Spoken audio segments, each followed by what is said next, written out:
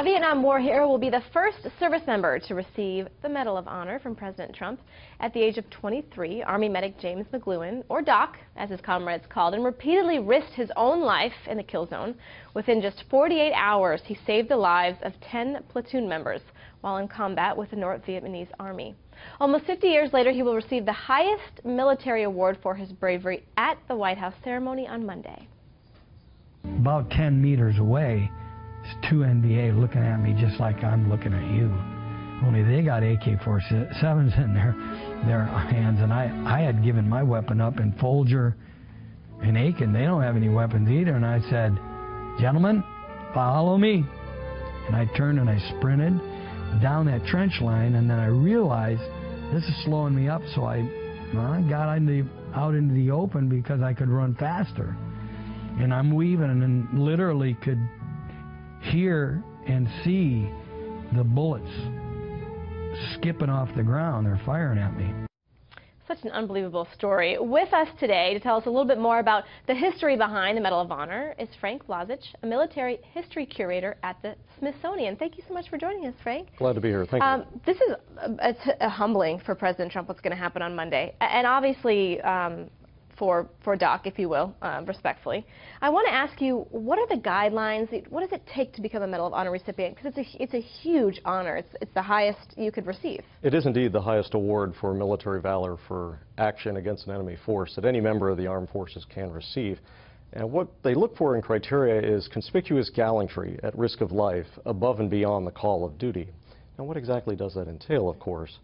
In this case, in Doc's case, he was actually nominated for the Medal of Honor, but I believe it was reduced for a Bronze Star with V for Valor.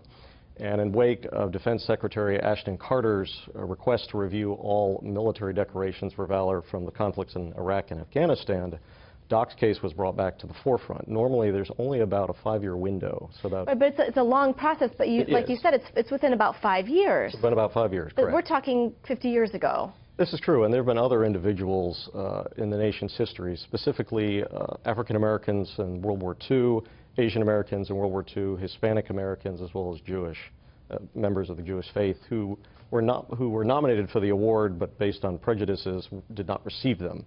And so we've seen this beginning in the mid to late 1990s under President Clinton and moving into President Bush, some of these individuals being recognized 50, 60, not quite 70 years.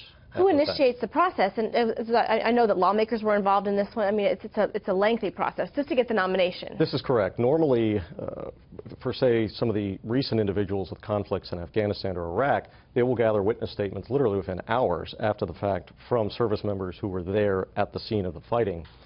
When they've gathered all their witness statements, they'll start to build a massive portfolio for the recommendation process. Photographs, if possible, maps of the engagement, as I said, witness statements. And this will begin to move its way along the bureaucracy in the Department of Defense, all the way up eventually to the Secretary, either Secretary of Defense, and then up to the President, who finally makes the decision to award the medal or not. But that, as I said, is within a 5-year window. Members of Congress can request a re-examination of an individual's nomination, which is the case. How many Medal of Honor recipients are there? There have been 3,498 recipients since 1862. I believe 1862 when the first medals were awarded. Right. However, we only have 71 living recipients. And how does a person's life change when they've received this honor? As many of these people say, they are recipients and they are caretakers of the actual decoration. Their name may be engraved on the back of the medal, but they are a caretaker. And they receive that medal in recognition of their comrades in arms. There are, of course, benefits that people could think of, intrinsic benefits, salary increases, there's a specific flag, there might be license plates. Well, they also like to draw attention to the lives that were lost. A lot of them... But that is the focus. That is the focus, the individuals, the men they served with, and also the ideals of the medal, the ideals of the nation, integrity and character and honor and service. These are all the ideals that are entrenched within that individual decoration. I only have about 30 seconds left, but the ceremony, what will we see that will take place on Monday? What will most likely take place is the award citation will be read aloud to those present. The President will present the medal, draping it around his neck with military aid there assisting him. And then we'll probably hear Specialist Fifth Class McLuhan himself actually provide some words in recognition of the action the experience that is performed upon him and in recognition of his comrades. Frank, thank you so much ahead of this historic day on Monday. We thank you for joining us, sir. Thank you for having me. Appreciate it.